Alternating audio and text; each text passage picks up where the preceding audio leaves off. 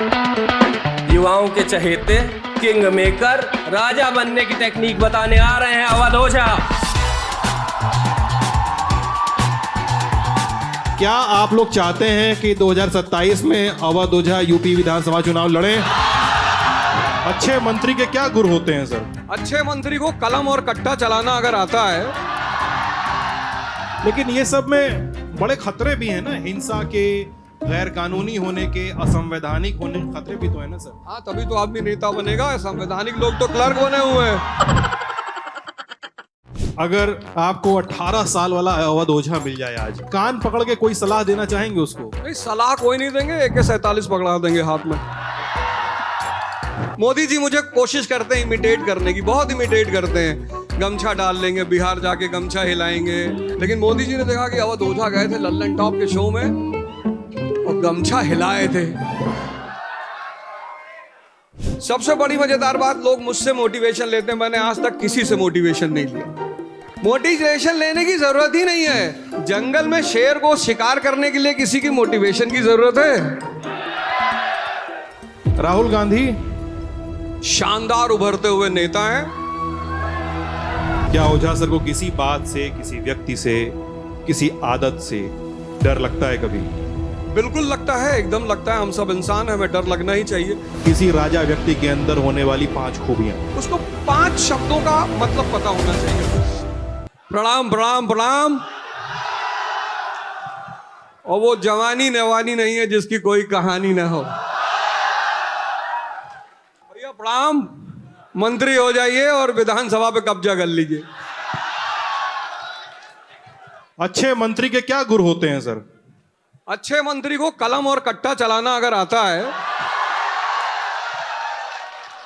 भाई, इस देश में एक जमाना था, बड़े सीरियस सवाल इन्होंने किया, मैं उसका एक सीरियस जवाब देना चाहूंगा, मजाक अपनी जगह है। मैं जब चुनाव लड़ा तो इस देश में जो प्रजातंत्र की स्थिति है, इस देश में नेताजी जो हैं, चाहे वो कोई भी नेता हैं, वो आपके नौकर हैं। आपने शायद प्रियम्बल को बहुत ध्यान से नहीं पढ़ा। वो प्रियम्बल कहता है, we the people of India solemnly resolve. यही एक लाइन अंग्रेजी में रटे हैं, इसलिए यही बता दे रहे हैं। सोशलिस्ट, रिपब्लिक, डेमोक्रेटिक, वो सब अलग बात है। आपने क्या किया, इन नौकरों को अपने सर पे बिठा लिया है। ये जो आज आपकी स्थिति बुरी है, तो एक नेता के अंदर वो गुण होना चाहिए जो डॉक्टर राम मनोहर लोहिया के अंदर थे। एक नेता के अंदर वो गुण होना चाहिए जो डॉक्टर BR अम्बेडकर के अंदर थे। एक नेता के अंदर वो गुण होना चाहिए जो पंडित जवाहरलाल नेहरू के अंदर थे। लेकिन मैं जानता हूं कि अगर मैं अभी आपसे किसी बात पे चर्चा करूंगा, आपको तो मजा आता है कि नेता मंत्री जी आ गए। हमारे साथ एक साहब थे, तो चुनाव में उनकी ड्यूटी लग गई, मास्टर थे जी, तो रिलेटिव है हमारे।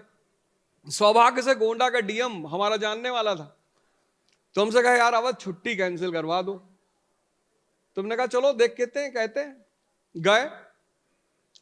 गए और पहुंचते ही जो है DM साहब का पैर छू लिए। तो हम पूछे कि फूफा है बे तुम्हारे?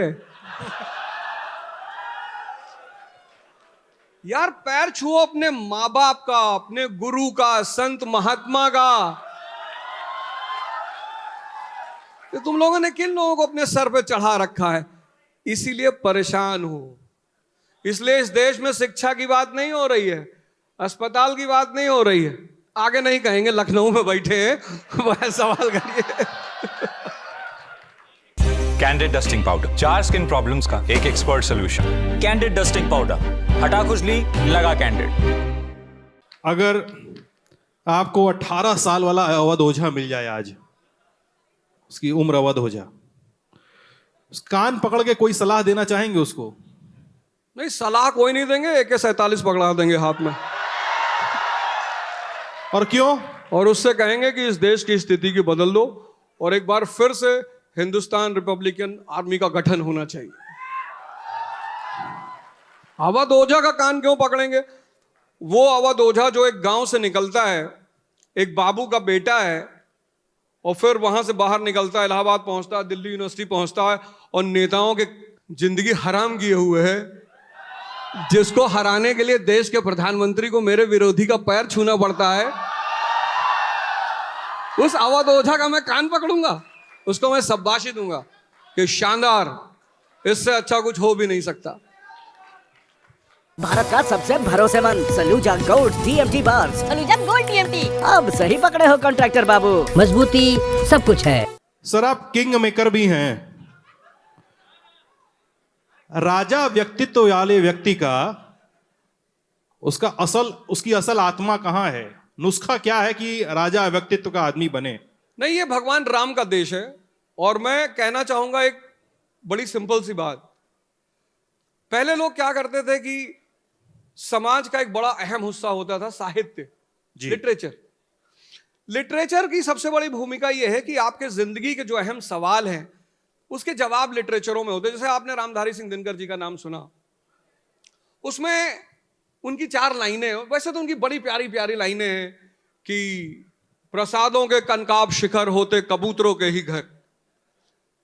तो हम लोग बड़े बड़े महलों में तो नहीं पले बड़े, हम लोग तो गांव में रहे, इसीलिए बगावत करने की क्षमता है।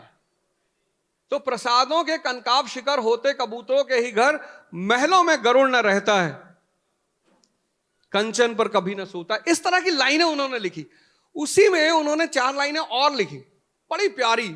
आपने गौर नहीं किया, आप भागने लगे, आप डरने लगे, आप मोटिवेशन लेने लगे। सबसे बड़ी मजेदार बात, लोग मुझसे मोटिवेशन लेते हैं, मैंने आज तक किसी से मोटिवेशन नहीं लिया। मोटिवेशन लेने की जरूरत ही नहीं है। जहां तुम शक्ति का सिद्धांत समझते हो, जंगल में शेर को शिकार करने के लिए किसी की मोटिवेशन की जरूरत है?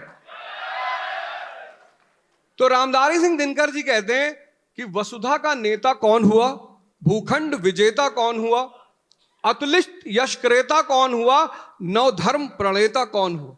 कितनी प्यारी लाइन है ये कि वसुधा का नेता कौन हुआ, भूखंड विजेता सिकंदर, 18 साल में वो अपने राज्य मैसेडोनिया से बाहर निकल रहा है। अतुलित यश क्रेता कौन हुआ, भगवान कृष्ण। नवधर्म प्रणेता कौन हुआ, भगवान बुद्ध। फिर वो जवाब भी देते हैं, जिसने न कभी आराम किया, विघ्नों में रहकर काम किया। ये जो विघ्न है ना, जिससे आप आज भाग रहे हो, चुनौती, दुनिया में सबसे प्यारी चीज है चुनौती। और अगर आप डरते हैं तो 2 ऑप्शन आपके पास है, या तो आप चपरासी हो जाइए। चपरासी बड़ी प्यारी जिंदगी है भाई साहब, आराम से दिन में 10 बार खैनी बनाइए। जवानी में अगर डर लग रहा है तो मैं बताऊंगा।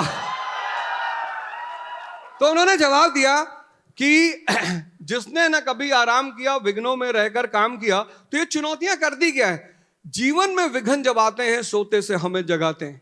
हमारे एक मित्र यहां बैठे हुए हैं इसी भीड़ में, पता नहीं बिना बताए आ गए, भीड़ में ही बैठे हुए मुझे देख रहे हैं। और आप कभी उनसे पूछिए, वो मिले अगर, इतनी लड़ाइयां लही जीवन में, पर मैंने अपने पूरे जीवन में यूपी के हर जनपद के व्यंजन में है अनूठी संतुष्टि, जो समेटे हुए है संस्कृति।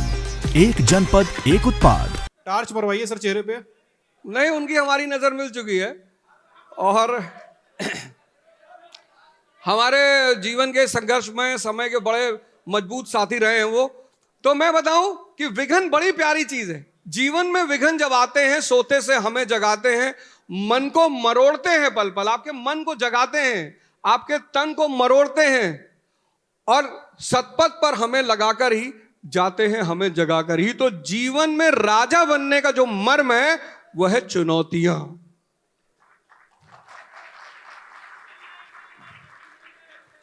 जवानी कैसी होनी चाहिए? क्रांतिकारी, विद्रोह, बगावत। भाई मैंने सुना एक साहब मुझसे बोले, हमसे कहे रहीमदास जी का दोहा सुना है, कहे कि अवध, हमने कहा हाँ, कहे अगर सुअर कीचड़ में लेटा है और हाथ पैर मार रहा है तो छिट्टा तुम्हारे ऊपर पड़ेगा। हमने कहा हाँ। तो कहे अगर सुअर से लड़ोगे तो कीचड़ में उतरना पड़ेगा। हमने कहा लड़ो, उसको निकाल के आरा मशीन में लगा देंगे।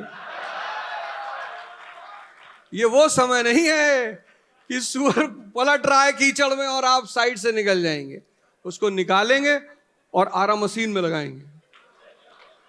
अभी मैं सुन रहा था, पीछे खड़ा हुआ था कि आपके साथ अगर कोई बदतमीजी करे तो उसे साइड लाइन करने की, बिल्कुल नहीं करना है। ऐसे कैसे बदतमीजी कर लेगा? मारेंगे नहीं मार